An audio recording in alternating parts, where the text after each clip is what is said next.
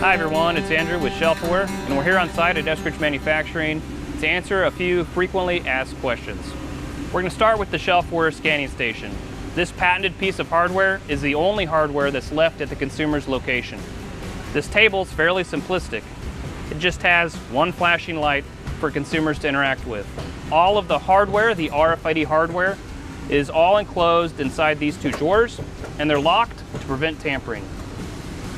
You can have multiple checkout stations in your facility. As these tables are inexpensive and flexible, we can deploy multiple ones throughout your inventory area. The only requirement for each table is an internet connection with this Cat5 cable and this power cable. The tables themselves and the ShelfAware platform does not require integration to your ERP to get you a return on investment. We've designed this to be quick, flexible, giving you a return on investment in almost any setup, in as little as 3 months. Next, let's answer some questions about the shelf quantities, the products themselves. So here we have a bin, some O-rings. We get asked a lot about the shelf quantity, that's this entire unit quantity, and then the package quantities. First, we'll start with the package quantities. These package quantities are flexible. They can be set to your needs. This package quantity is 100. We've designed the package quantities to be consumable, meeting your production needs. If you need 44 for a build, we can put the package quantities in units of 44, whatever's convenient for your needs. Second, the shelf quantity. Shelf quantity is designed to be lean, trying to keep you on a lean inventory, but never stock you out of parts. And lastly, the consumption data that we're collecting, it needs to be detailed enough for the ShelfAware software to produce valuable analytics, like forecasts and trends. That'll keep you in parts, but keep your inventory lean.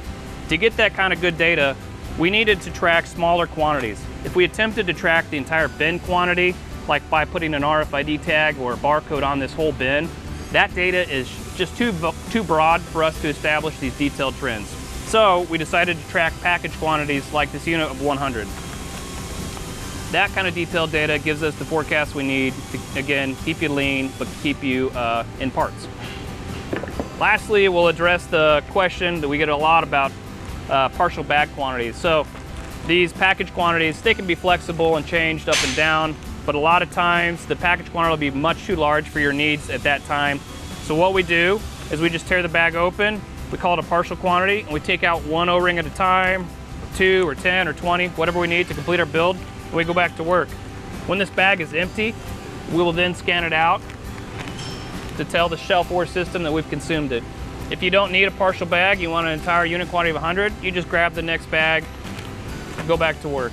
That's it, guys. Those are our most frequently asked questions. Thanks for tuning in today. This is Andrew for ShelfAware. We'll see you next time.